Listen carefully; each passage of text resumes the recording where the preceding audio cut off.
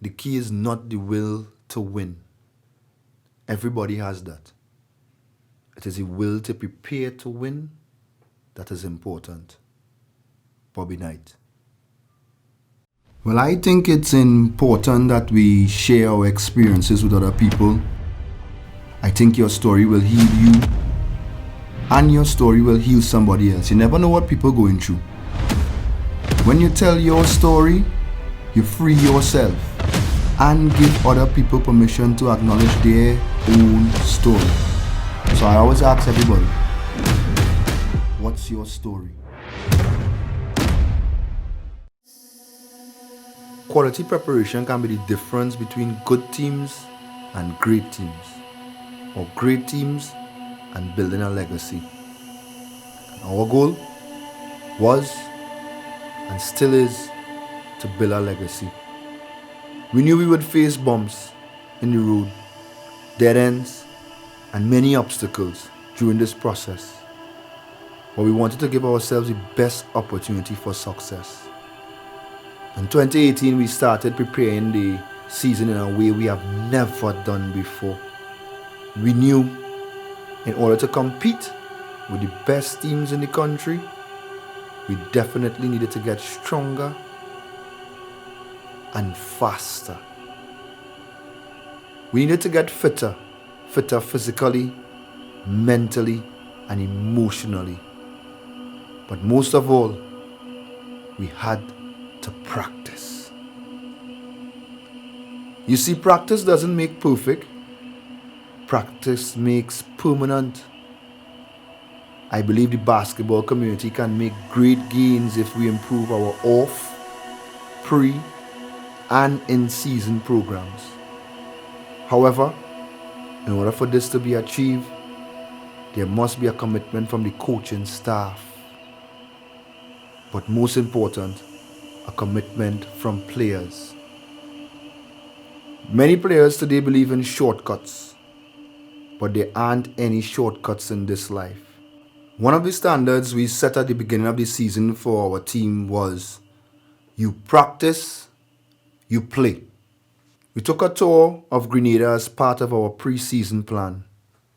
That trip was a blessing in disguise, and we didn't even know what to expect. We scheduled 3 games and won the first 2 comfortably. But the last game we played against the Grenada under-20 secondary school All-Stars proved to us that we couldn't enter the Barry Stewart Invitational with the composition of our current roster. We lacked size and experienced players. In the meantime, however, we had to work with what human resources we had in front of us. In NBA history, Bill Russell, Lenny Wilkins, and Bob Cousy challenged themselves to something in basketball that wasn't common whatsoever. In Trinidad and Tobago, Oswin Davis and Richard Mongo did the same. What they did was in no way an easy task, and I was about to find out. Like them, I became a coach player. I always had an idea of what a team may look like. Like any business, you get the right components to make your model successful. You look at the market, you see what the market has to offer, and you make moves. We started recruiting players. Some of the players we recruited encouraged us to participate in the famous Londonville Outdoor Basketball League as another part of our pre-season plan. I was reluctant to enter, but knew we needed chemistry building in preparation for the upcoming league. The recruited players meshed well with the existing talent. We ended up facing Army in the finals.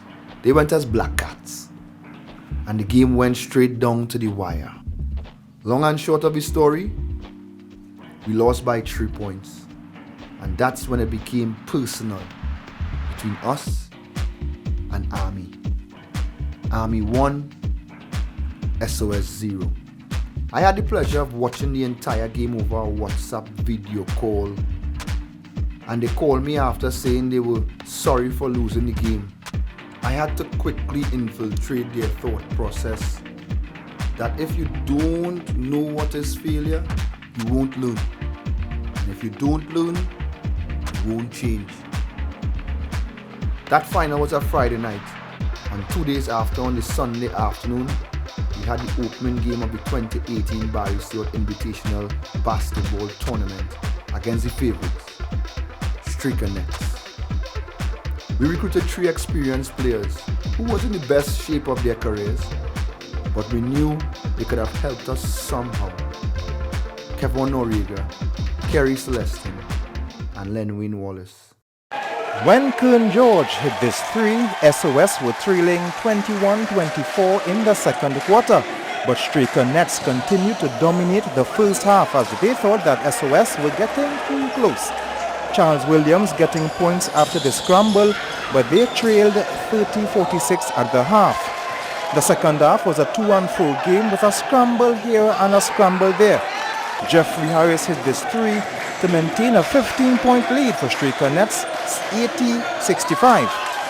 But SOS stormed back, went on a 10-1 run, but they fell short as Nets held on for an 81-75 win. But we'll be fine. We just need to have a little bit more composure on offense and defense, make better decisions. When we're going back home, go back to the lab again, and come back for the next game. My expectation is just for us to take one game at a time. Dissect our opponents, break them down, see where our advantages are as a team, and try to exploit that. That's all.